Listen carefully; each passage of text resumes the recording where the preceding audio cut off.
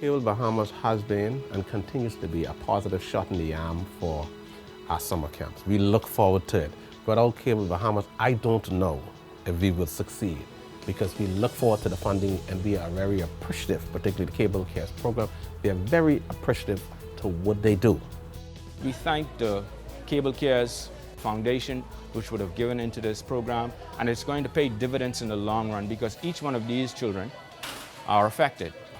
Well, Cable Bahamas Foundation has helped us in a huge way. We are out there looking for all kind of help, and I am so happy that the Cable Foundation didn't decline us based on the economy and what is going on today. So they've been with us for a long time, and we look for them to be with us for many years to come.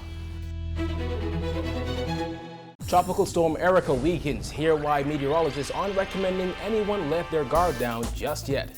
Students have an extra week off from school. Meet this amputee who isn't letting his disability hold him back. Plus, Shaunae Miller captures the silver. We've got those stories and more coming up tonight. I'm Kyle Joaquin, and NV12 starts right now.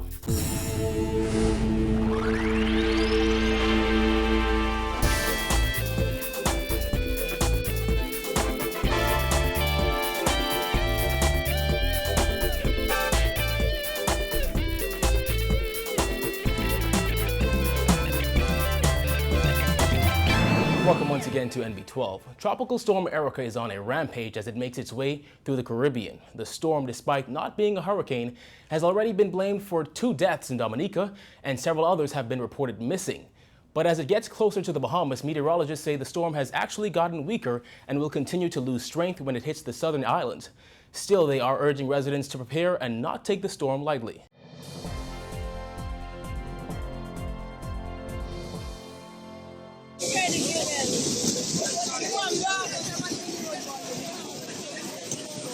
The tiny Caribbean island of Dominica has been ravaged by Erika, who, although only packing tropical storm force winds, has brought extreme flooding and landslides to that island.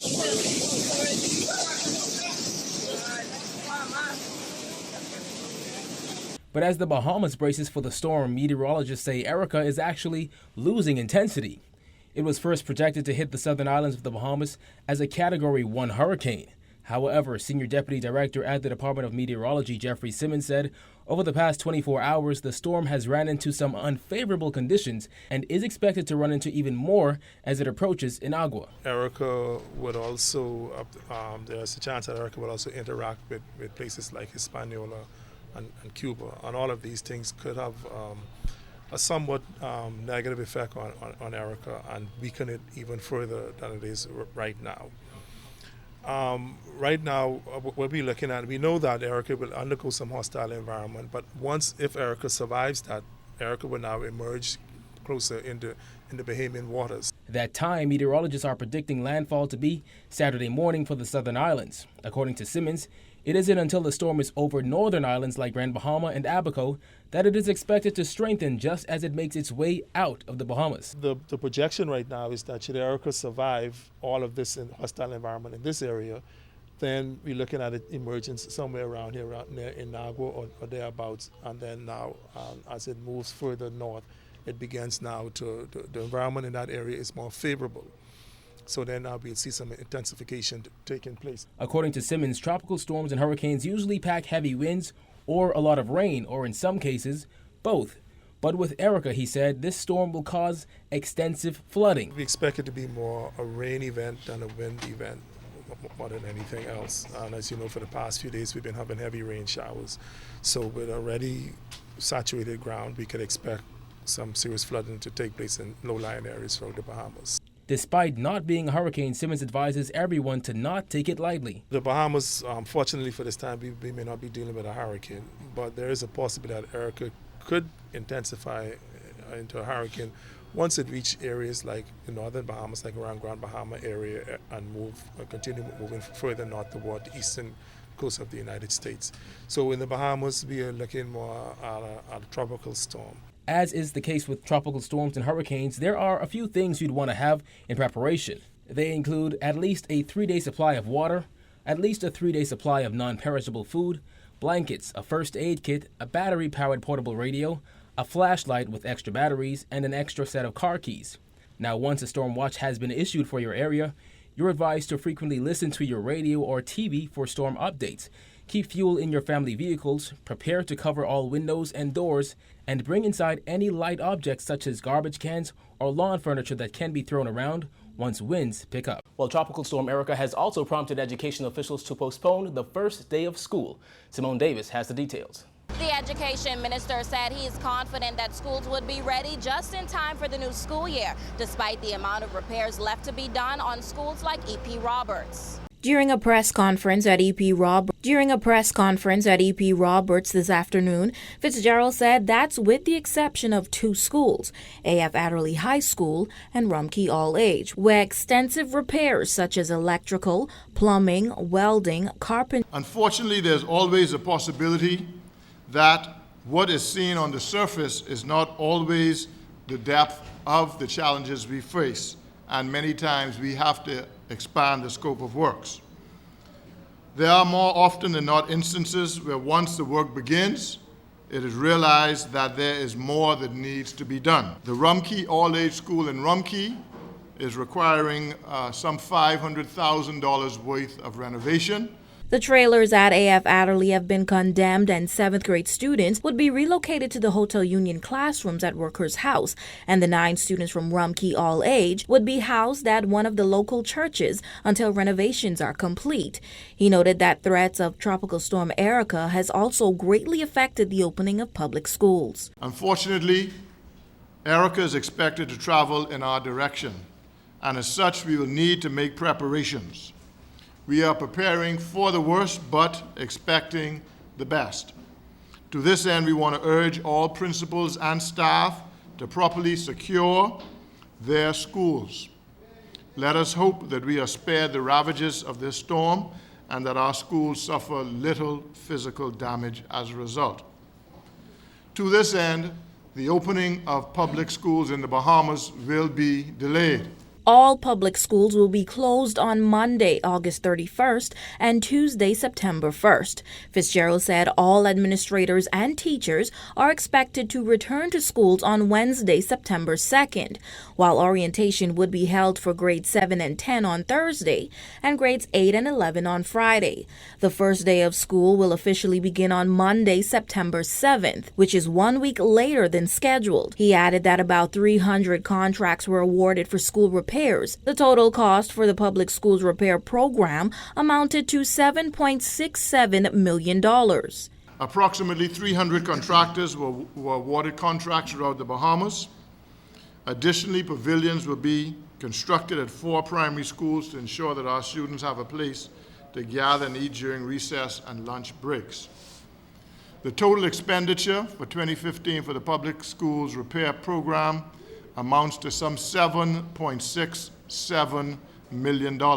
Fitzgerald mentioned that while some schools required minor work, others required extensive work, like E.P. Roberts, where the cost of repairs amounted to more than $1 million. According to the school's principal, Janice Moss, the repairs that began in June when schools closed were long overdue, but greatly appreciated. Reporting for NB12, I'm Simone Davis.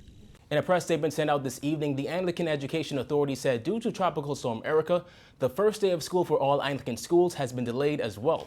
Administrators, faculty, and staff should report for duty on Tuesday, September 1st. Students are required to begin classes on Wednesday, September 2nd.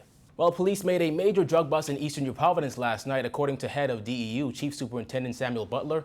It was around 7:10 that police went to the home and discovered a large number of Crocker sacks containing 581 pounds of marijuana. Again, a 75-year-old man and his 71-year-old wife were among those taken in. However, just this morning, we understand their 41-year-old son turned himself into police in relation to that drug find. The drugs have an estimated street value of $581,000. And we want to be able to, again, say to our general public that the Drug Enforcement Unit will continue to serve the Bahamas in a very forceful way. Wherever the intelligence lead, we will be there. We will be making arrests. And young sprint sensation Shaunae Miller did her country proud this morning in Beijing, China, when she captured the silver medal in the women's 400 meters at the IAAF World Championships. It was a stellar performance from the 21-year-old who came second behind American veteran Allison Felix. Then Jackson, then Miller. Miller lifting herself. Has O'Hurtagu got anything to finish with? Day is finishing strongly. O'Hurtagu looks spent. It's Allison Felix by a margin, by a distance. She wins the world 400-meter title.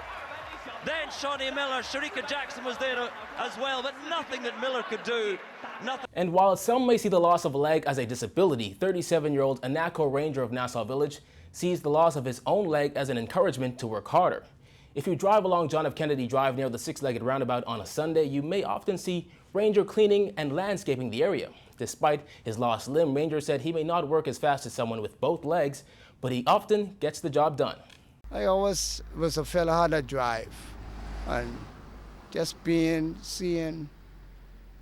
around people who always was determined and had money and had their own, I just was always encouraged. Ranger lost his leg in an accident in the engineering department at a local resort back in 2008.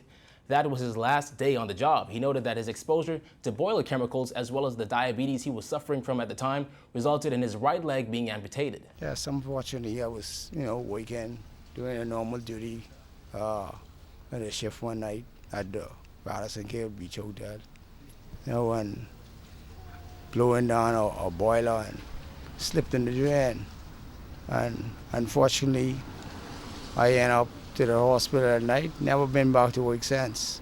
And, after realizing being off from a week, I went into the Princess Margaret Hospital, where I took a long period of time and then ended up losing a limb. Despite having a prosthetic leg, Ranger said he rarely uses it and works better without it. He stressed the importance of being around the right kind of people who are able to encourage you and who have ambition. I'm not looking for no handout. I'm looking for no money. I have my own tools. I always had my own tools from my accident, and I could do my own work. I have people willing to help myself, and I will help them help themselves. And the struggle is the empowerment. If I can empower them, they'll empower me. The struggle is real, though. Still to come, KB talks the politics of his latest hit single. Stay with us.